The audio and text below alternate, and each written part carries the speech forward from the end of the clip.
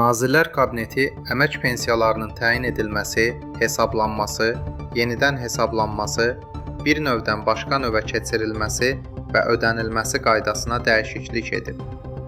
Yeni qərara əsasən, pensiyaların təyin edilməsi, dayandırılması, bərpası və digər mərhələlərə dair məlumatlar artıq elektron hökumət informasiya sistemi üzərindən təqdim ediləcək və əldə oluna biləcək.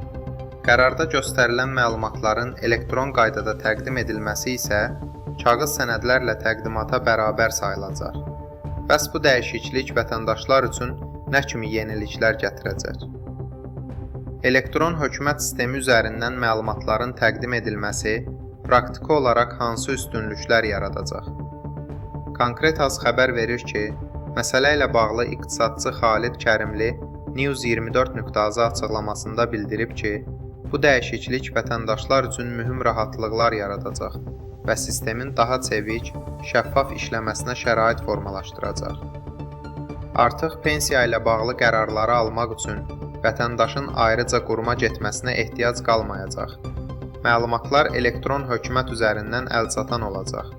Bu, prosesin daha operativ aparılmasına imkan verir.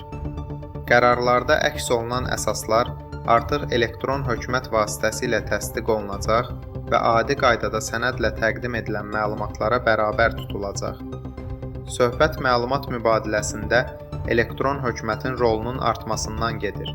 Bu da olduqca müsbət haldır.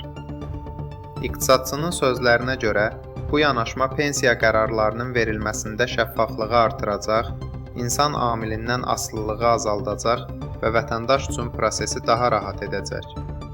Faktiki olaraq bu gün vətəndaş üçün ciddi